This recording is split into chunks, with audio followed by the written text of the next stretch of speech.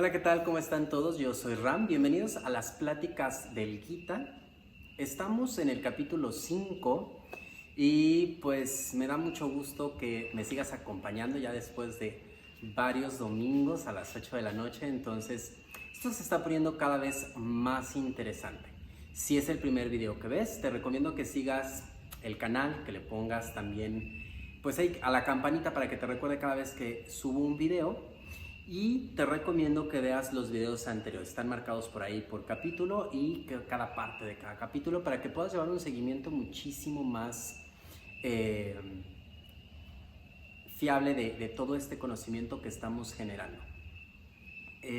Pues bienvenido a este capítulo 5, que estoy seguro que lo vamos a terminar porque es un capítulo un poquito más corto. Y es bastante interesante porque ¿de qué nos habla el capítulo 5? Habla acerca de la liberación por medio de la renuncia interior, ¿no? Y a veces cuando hablamos de renunciar a ciertas cosas nos genera un poquito de preocupación, un poquito de estrés por ahí. Pero bueno, lo importante es tratar de entender este conocimiento que nos da el Gita. Y vamos a comenzar para no tardarnos tanto y aprovechar pues esta hora que tenemos para hablar del Gita. Entonces, este capítulo nos habla si es preferible servir al mundo o buscar el recogimiento de la sabiduría. Y vamos a empezar con la estrofa número 1 del capítulo 5 que dice más o menos así. Arjuna dijo: oh Krishna, hablas de renunciar a las acciones y al mismo tiempo aconsejas su ejecución. De estos dos senderos te ruego me digas cuál es el verdadero, cuál es el mejor. Y entonces en este sentido, ¿qué es lo que nos dice el Gita? Cuando el yogi comienza a meditar con profundidad, se siente dichoso en ese nuevo mundo que empiezas, ¿no? Empiezas a generar pues toda esa parte de amor incondicional, todas esas virtudes que nosotros reconocemos en Dios. Entonces, de ahí surge la pregunta de si es necesario regresar a la actividad, es decir, si me siento también meditando, si me siento también haciendo una práctica de yoga, ¿por qué regresar a mi trabajo mundano? ¿Por qué regresar a lo mejor a mi casa si estoy en un lugar de retiro como me encuentro yo en estos momentos? Pues disfrutando, ¿no? ¿Qué necesidad hay? Y es importante, igual en los comentarios, pues dime si en algún punto te ha pasado esta situación en la que dices, no quiero regresar a lo anterior, es decir, no quiero seguir ejecutando esas acciones mundanas que a final de cuentas también nos pusieron aquí y ahora en este momento, a ti y a mí, hablando sobre el Gita. La estrofa número 2 del capítulo 5, ¿qué nos dice? El bendito Señor respondió: la salvación se encuentra tanto por medio de la renuncia a las acciones como a través de su ejecución. Sin embargo, entre ambos caminos, el yoga de las obras es mejor que la renunciación de las obras. ¿Esto qué nos dice? Bueno, hace énfasis en lo que es karma yoga, que ya lo habíamos explicado en estrofas anteriores, en los capítulos anteriores, y habla sobre este método superior que consiste en trabajar para el Señor y meditar en Él. ¿Qué quiere decir con esto? Que es preferible que nosotros llevemos a cabo nuestros deberes materiales porque los adquirimos y karmáticamente también nos están enseñando algo. Y al mismo tiempo, estos deberes espirituales, estos nuevos hábitos que hemos estado formando poco a poco con nuestra práctica, con ese acercamiento a nuestros grandes maestros. También se deben apreciar los momentos o se deben crear esos momentos más que nada de los retiros. De vez en cuando, es decir, también debemos retirarnos de todo este mundo material. ¿Por qué? Porque esto nos ofrece una oportunidad de conectar con Dios de manera exclusiva y sin perturbaciones. Entonces podemos combinar ambas cosas, ¿no? Por eso es que se han creado muchos retiros y por eso es que existen todas estas herramientas que se han generado, ¿no? Vamos con la estrofa número 3.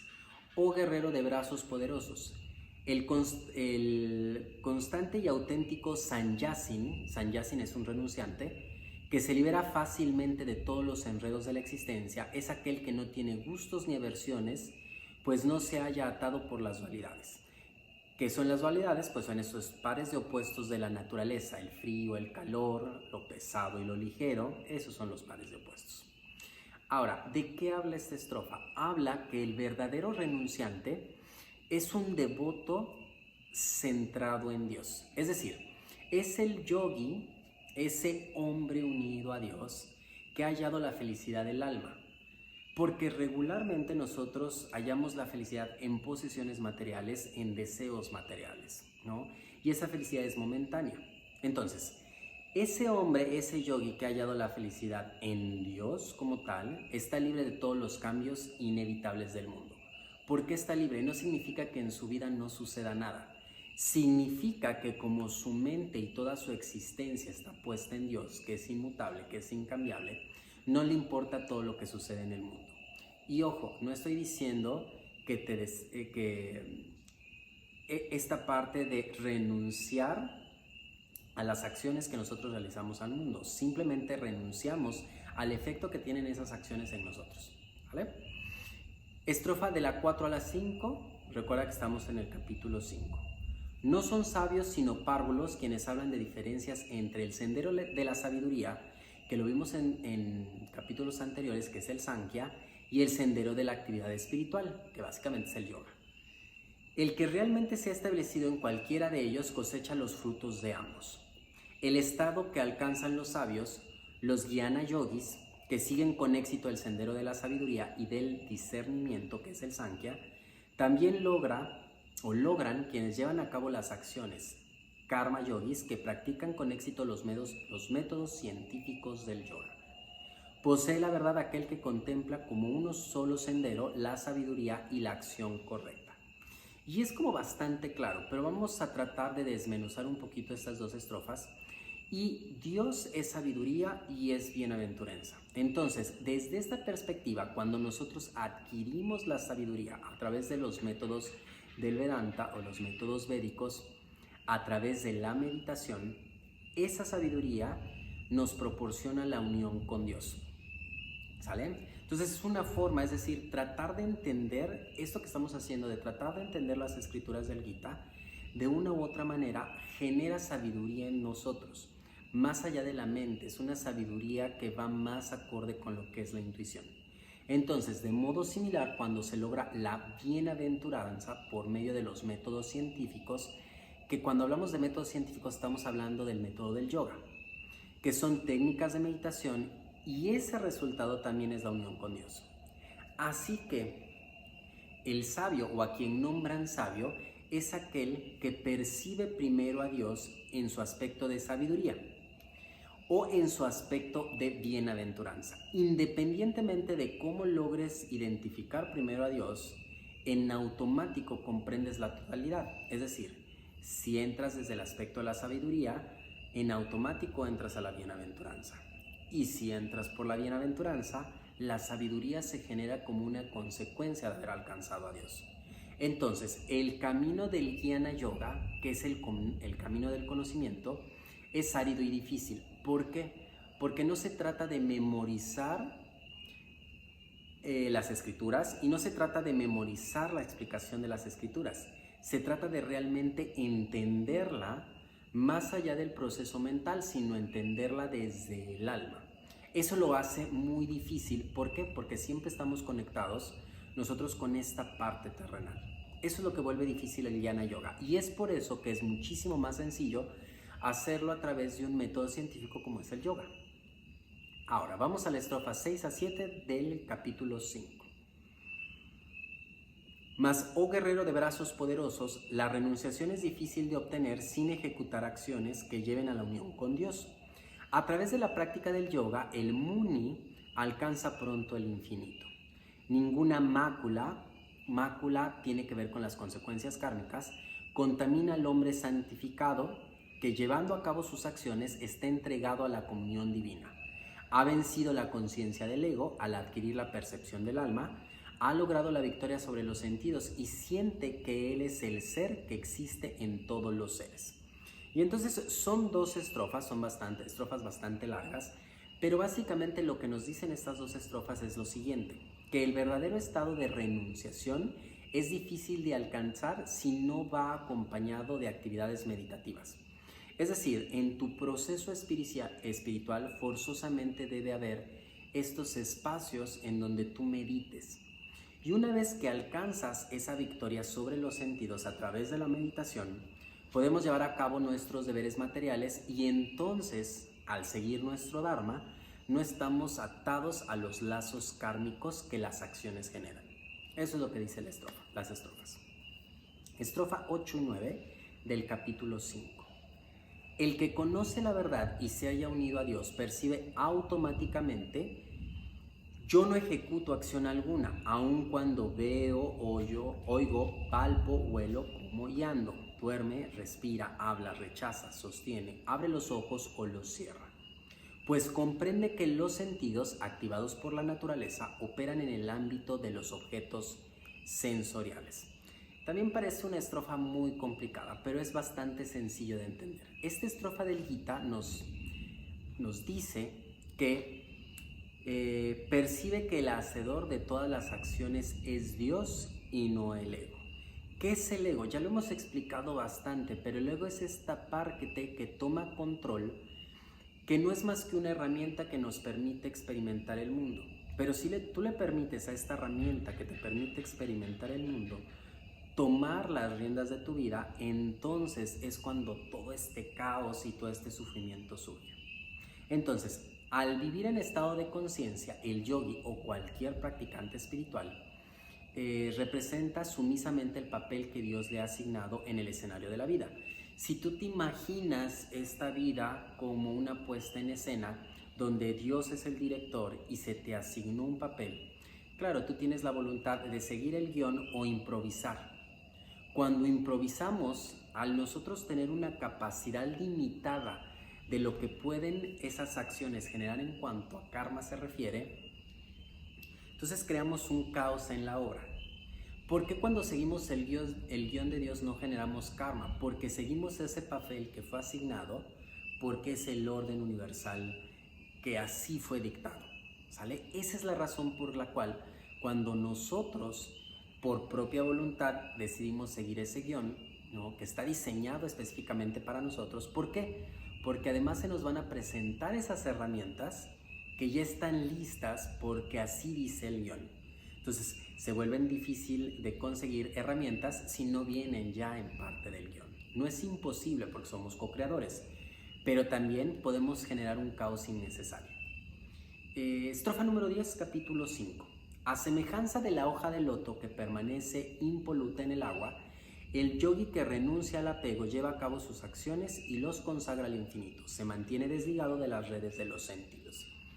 Entonces, en esta estrofa habla, si tú ubicas más o menos cuáles son las flores de loto, que también se parecen mucho a los nenúfares, es una flor que nace en aguas fangosas, ¿no? Y que la flor, la hoja, le permite a la flor quedarse despegada de estas aguas. Es decir, permanece permeable sin que su entorno, que es este fango, esta agua fangosa, sucia por decirlo de alguna manera, no lo manche. Entonces esto nos da a entender que, sin importar cómo se ve el mundo material y el caos que puede estar sucediendo en él por las acciones combinadas de los libres albedríos de cada uno de nosotros, el yogi o el practicante espiritual puede vivir y accionar en ese mundo, pero no se involucra en ese drama. Que eso es bastante importante, ¿no? Eso es lo que nos dice esta estrofa. La estrofa número 11. Con la finalidad de santificar el ego, los yogis realizan acciones solo mediante los instrumentos de la acción, el cuerpo, la mente, el discernimiento o incluso los sentidos, a la vez que abandonan todo apego. No permiten participación alguna del ego ni de los apegos y deseos que éste posee. Entonces, el arte de la acción correcta, que básicamente, ¿qué es la acción correcta? Karma yoga, por eso hacemos karma yoga, conduce a la purificación del ego, es decir, lo pone en su correcto lugar. El ego no es malo, el problema es que el ego ha tomado un lugar que no le corresponde. Entonces, esto implica ejecutar las buenas acciones que contrarresten o anulen los efectos de acciones erróneas del pasado y contribuyen a transformar el ego. ¿Cuáles son estas acciones erróneas del pasado? Los lazos karmáticos, los samskaras. Incluso existen muchas técnicas que te ayudan a ver vidas pasadas. ¿Por qué se han popularizado? Porque te permiten ver qué has hecho mal en vidas pasadas. y podemos tenerla esa discusión o no. Lo que sí es un hecho que las buenas acciones nos permiten eliminar todo eso que llevamos cargando atrás. Estrofa número 12, capítulo 5. El yogi unido a Dios, al abandonar el apego a los frutos de las acciones, alcanza la paz inquebrantable, que proviene de la autodisciplina. El hombre que no está unido a Dios se encuentra gobernado por los deseos, y tal apego los mantiene sumidos en la esclavitud. ¿Qué nos dice esto? Esto es más sencillo de lo que parece. Libre de las distracciones necesarias, el yogi que trabaja sin desear el fruto de las acciones alcanza la unión con Dios y encuentra la paz divina. Esto significa que tener objetivos es correcto. El aferrarse al resultado de esos objetivos o de todo lo que realizamos para conseguirlos es donde genera frustración y sentimientos que realmente nos llevan a situaciones no deseables. Entonces los objetivos están bien, pero tenemos que dejar todo en manos de Dios. Nuestra parte es vivir y estar en movimiento en este mundo, pero al mismo tiempo desapegarnos de los resultados y permitirle a Dios, al universo, como tú le quieras llamar, fluir y entonces generar lo que realmente es parte de ese plan divino.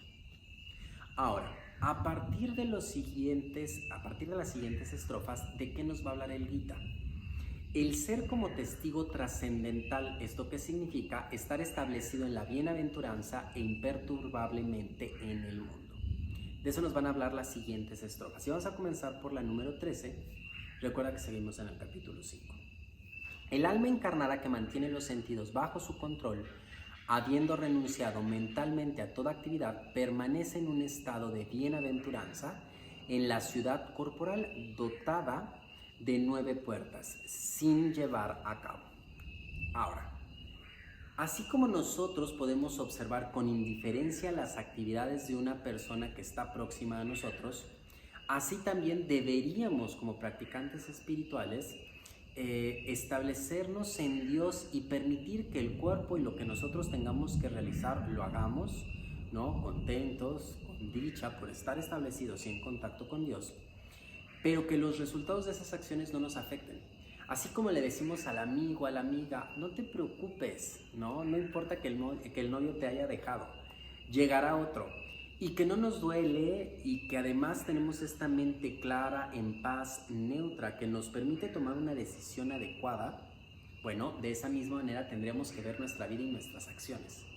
Es muy difícil, yo lo sé, pero se supone que juntos estamos trabajando en eso, por eso estamos leyendo el Gita. Y por ahí igual déjame tus comentarios, déjame como estas partes que son importantes ver, no solo si estás entendiendo lo que estamos explicando, si te resuena, si has vivido como estas situaciones en donde esto comienza a suceder. Porque a partir de que nosotros estamos leyendo el Gita, a partir de que tú me acompañas pues en este viaje de exploración de este texto, pues las cosas empiezan a suceder. Entonces me gustaría mucho conocerlas.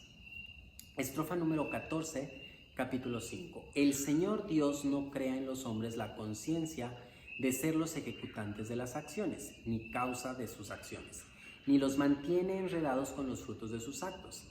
La ilusoria naturaleza cósmica es la que origina todo ello, básicamente Maya. Entonces, Dios es creador de todo, incluso el ilusorio engaño cósmico, es decir, este mundo es creado por Dios. Pero lo que origina en el ser humano el sentido de egoísmo, y acuérdense, egoísmo desde el punto de vista de esta interacción, o este elemento que es parte de nosotros que nos permite interactuar con el mundo, y el deseo de actuar conforme a los dictados del ego y de disfrutar de los frutos de las acciones es la respuesta a Maya mediante el uso incorrecto del divino don del libre albedrío. Eso es lo que ocasiona todo este embrollo en el que nos hemos metido. Por un lado, creer que el ego es el que manda, y por otro, que esa libre decisión que nos han permitido nos puede llevar a no seguir nuestra naturaleza. Es decir, yo puedo elegir expresar la bondad que existe dentro de mí, el amor que existe dentro de mí, la inteligencia que existe dentro de mí, o puedo decidir ignorarla. Y entonces volverme justo una persona poco inteligente que se deja guiar por estas expresiones sensoriales y por estos deseos de los sentidos. Y hay que tener mucho cuidado con eso, ¿no? ¿A qué le estamos permitiendo tomar el control? ¿A los sentidos? ¿A la mente? ¿Al alma? ¿A nuestra verdadera naturaleza? No, es una tarea de reflexión. Estrofa número 15, capítulo 5. El omnipresente ser no toma en cuenta ninguna virtud ni pecado de nadie. La sabiduría está eclipsada por la ilusión cósmica y por eso la humanidad se halla desconcertada.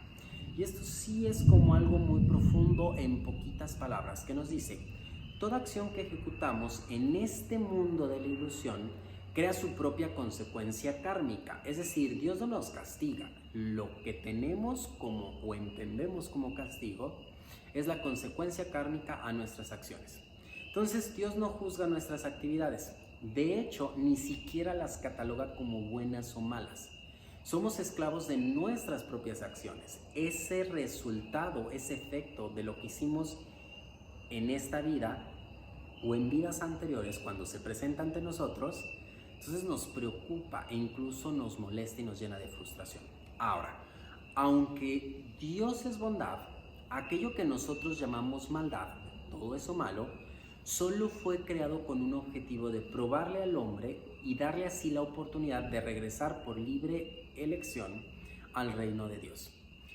¿Y por qué pasa esto? Si nosotros no tuviéramos un punto de comparación, toda esta vida no tendría sentido.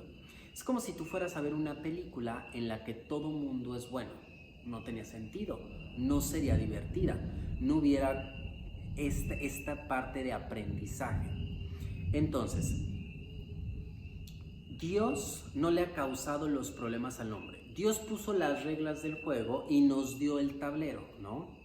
Si comprendiéramos la importancia de esas reglas y de ese tablero, que no tenemos esa capacidad porque estamos sumergidos en la oscuridad, tenemos los ojos, por así decirlo, vendados, entonces no lucharíamos tanto por cambiar esas reglas.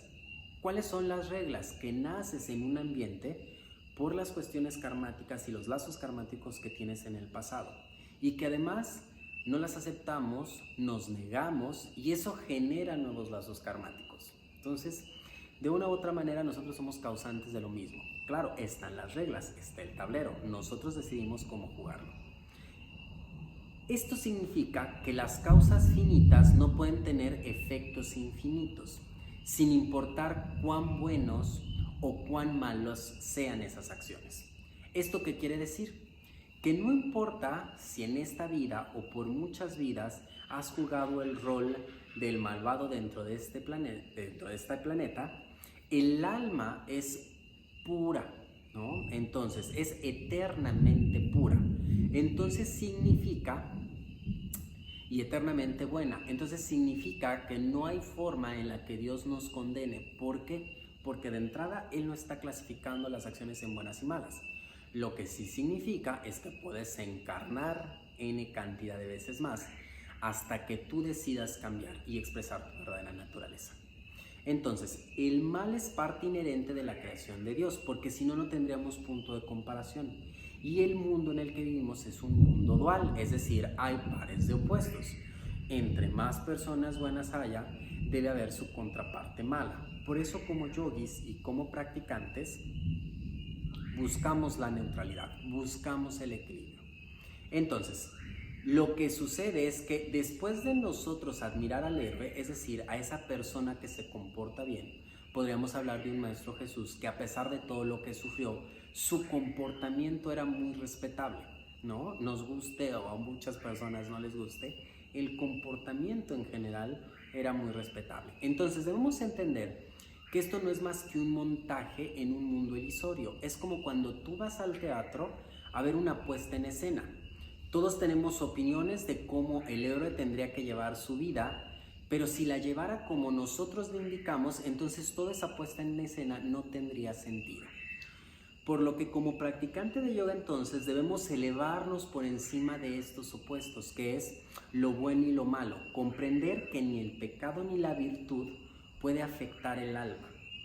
Eso es lo que tenemos que entender y eso es a lo que queremos llegar, elevarnos por sobre este entendimiento erróneo de bueno y malo, lo cual está libre de dualidad, es decir, alcanzar el punto en donde la dualidad ya no representa un obstáculo para nosotros.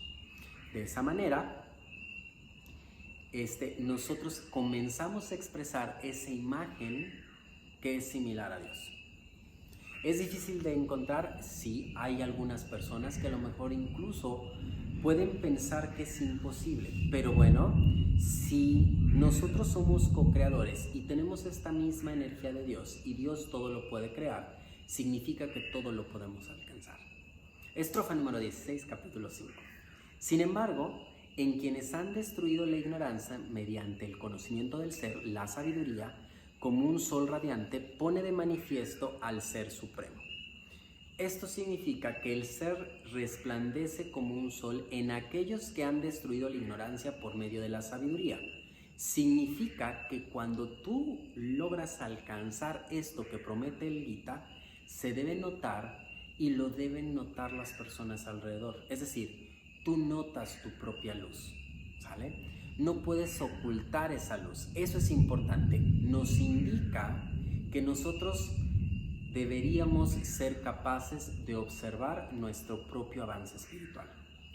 Quien conoce al Espíritu mora en el Ser Supremo. De esto es de lo que nos van a hablar las siguientes estrofas. Comenzamos con la 17. Con sus pensamientos inmersos en aquello, ¿qué es aquello? El Espíritu. Su alma unida al Espíritu, toda su lealtad, devoción entregadas al Espíritu y su ser purificado en la venosa ilusión por medio del antídoto de la sabiduría, tales seres alcanzan el estado del que no se retorna.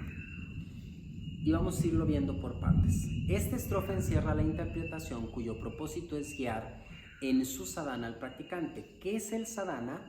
Es todo aquello que nosotros hacemos como parte de nuestra práctica espiritual.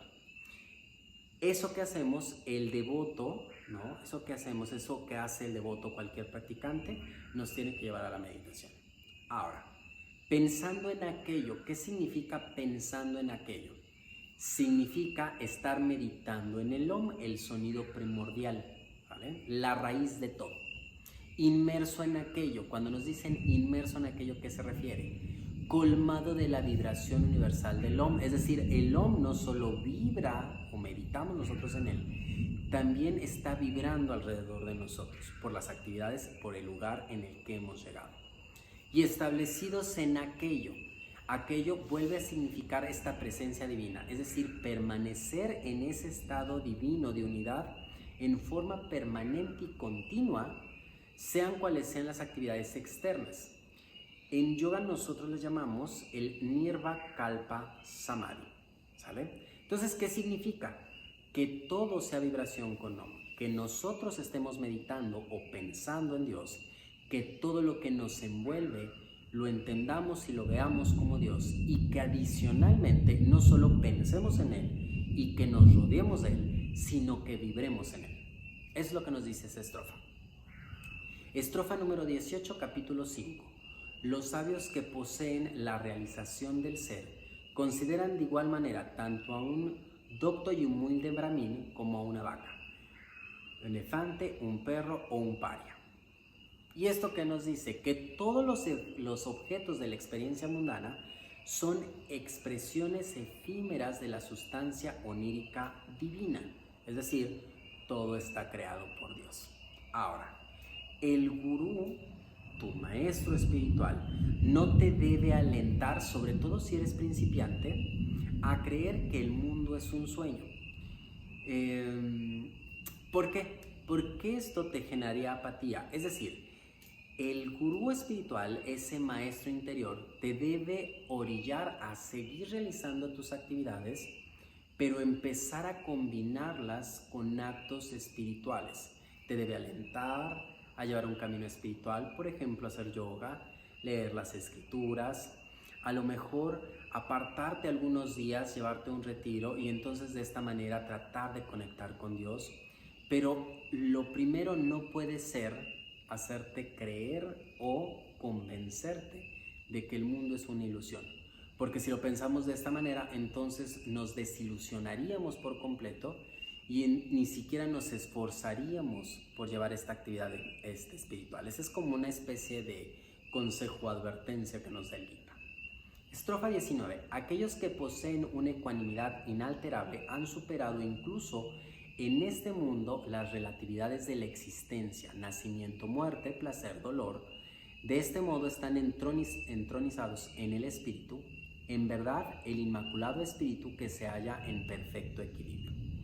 Y esto nos dice que cuando el yogi puede llevar ese éxtasis interior que sentimos en la meditación o en nuestras prácticas, si lo podemos llevar a las percepciones en el estado de vigilia, es decir, cuando estamos en el mundo material, en toda nuestra actividad, significa que nos liberamos de toda la impureza o la falta de bondad y alcanzamos la unidad con el Inmaculado Espíritu. Cuando hablamos de Espíritu hablamos también de Dios, es otra forma de referirnos a Él.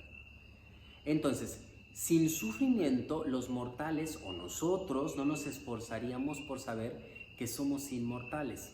Imagínate que todo se cumple y que siempre fueras feliz. ¿Realmente te esforzarías por entender o comprender tu verdadera naturaleza?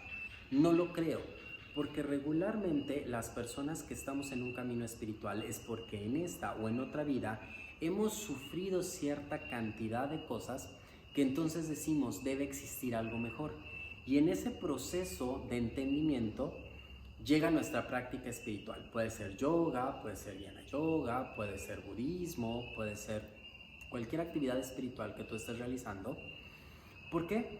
Porque es en esta búsqueda de que entendemos de alguna manera que las cosas pueden ser mejores, ¿no? Estrofa número 20, capítulo 5. El conocedor del espíritu, inmerso en el ser supremo, dotado de discernimiento, imperturbable y libre de la ilusión, no se siente jubiloso por las experiencias placenteras ni abatido entre las experiencias desagradables. Y esto ya lo hemos venido trabajando en muchas estrofas, en muchos capítulos, que es el desidentificarnos de los nuevos deseos y gozar de la tranquilidad y el gozo del espíritu es una cosa. Es decir, yo ahorita estos deseos ya los eliminé, pero las acciones del pasado van a llegar con buena fortuna o con calamidades. Entonces, una vez que yo logro detener este efecto, ¿no?, de los nuevos deseos, no significa que ya detuve todo lo que viene del pasado, tanto cosas buenas, la fortuna o las calamidades. Debemos también en este mismo proceso ser indiferentes o que nuestros ojos sean indiferentes a esto que va a empezar a llegar del pasado, que a veces nos preocupa y eso nos hace sentir que no avanzamos en nuestro camino. No es que no avancemos, es que tenemos o venimos arrastrando ya ciertas cosas del pasado. Estrofa 21.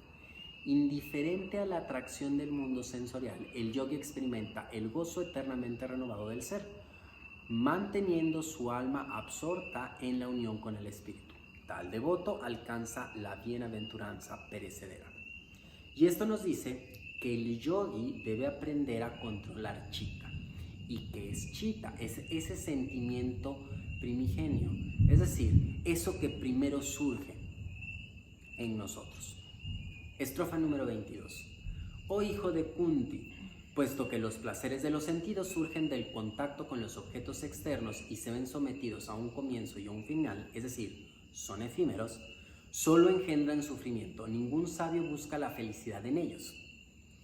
Y este también es muy sencillo. Significa que el abuso de los sentidos induce a la formación de los malos hábitos y destruyen el peso de disfrutar de placeres más elevados. ¿Cuáles son estos placeres más elevados? El contacto con Dios y el contacto o la experiencia de los cuerpos más sutiles.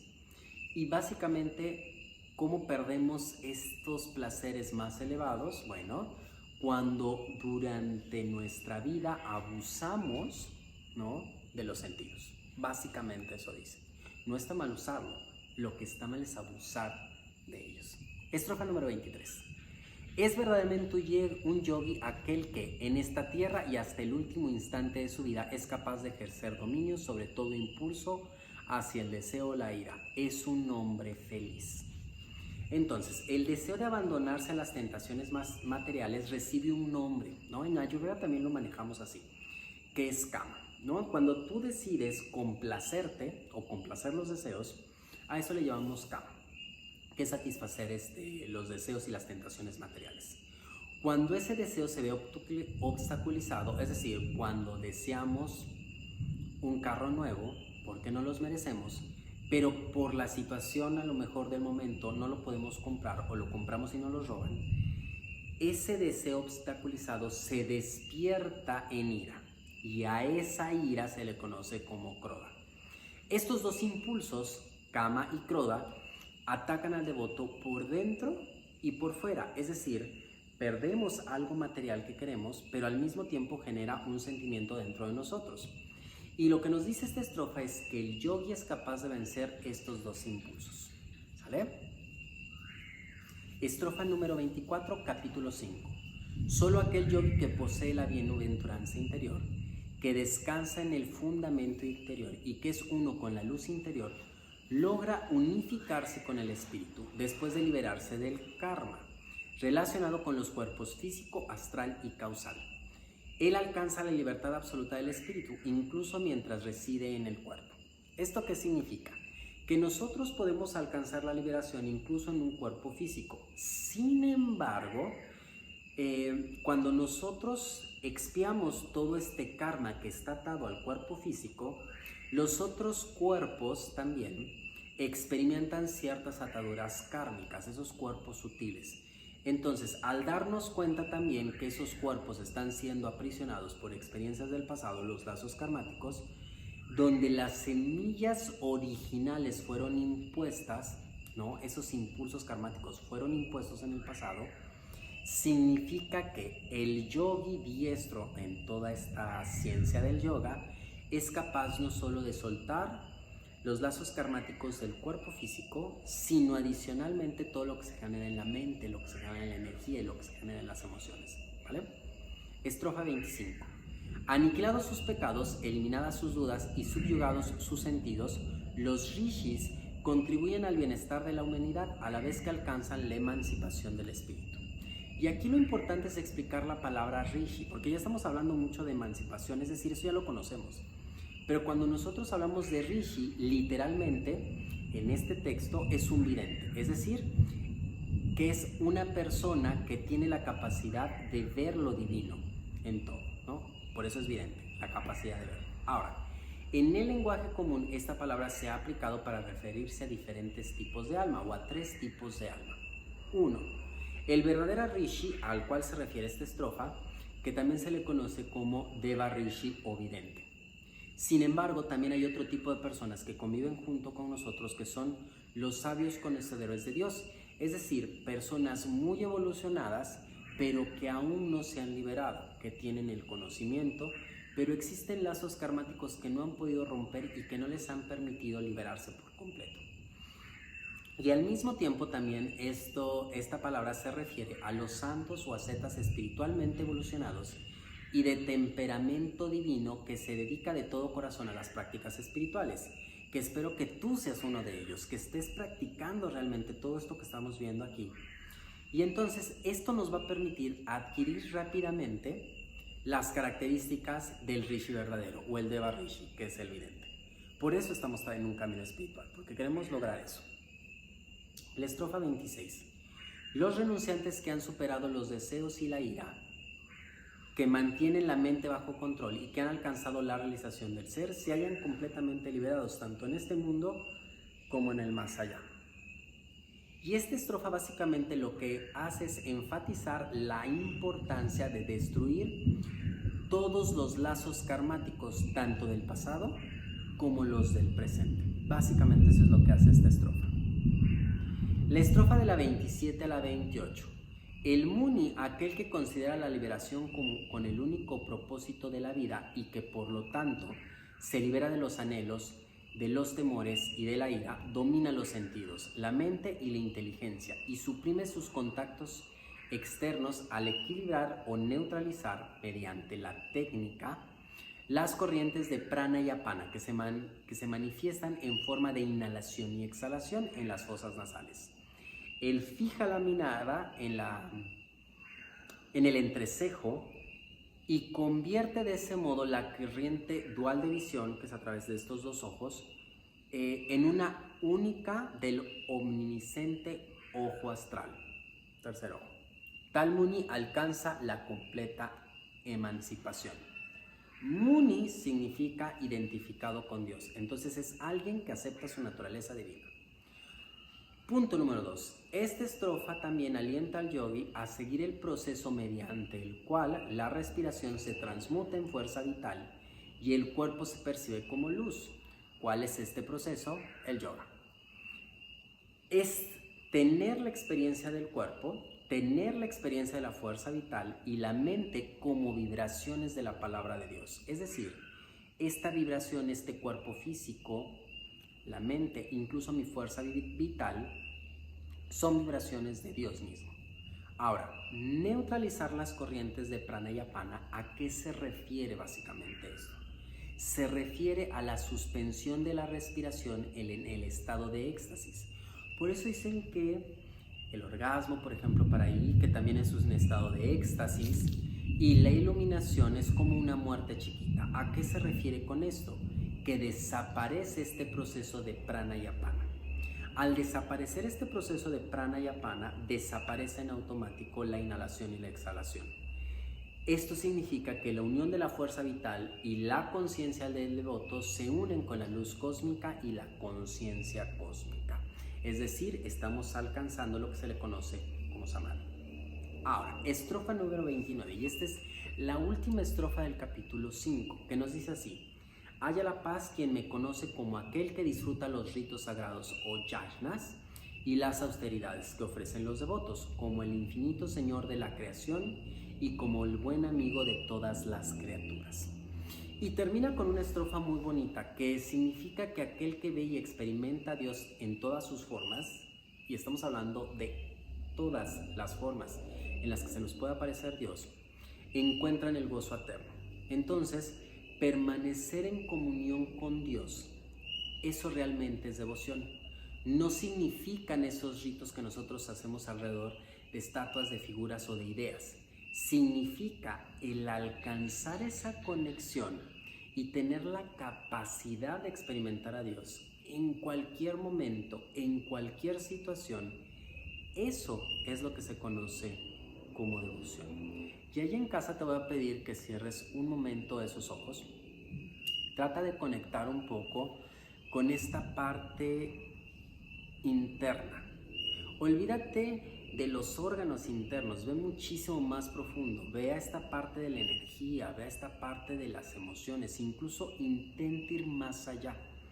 Trata de conectar con esa luz que te trae aquí y ahora, que te permite entender estas palabras de forma muchísimo más profunda.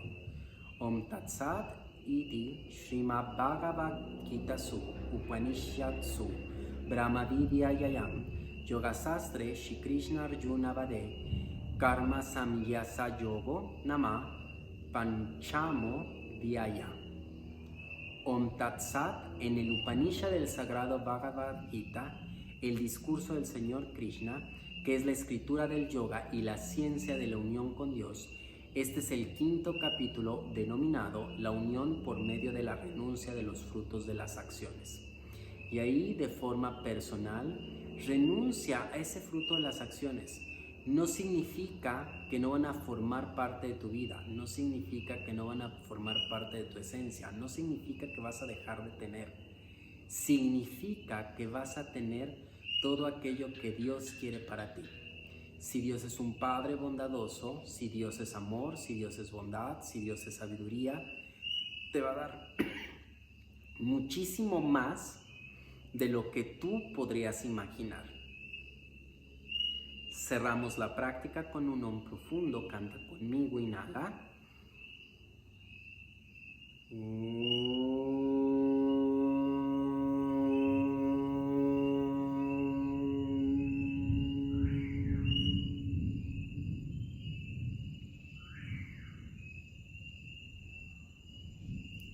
Y con suavidad abres suavemente los ojos. Y con esto terminamos el quinto capítulo. Muchísimas gracias por estar conmigo. Yo me despido, soy Rama, estas son las pláticas del Gita. Namaste.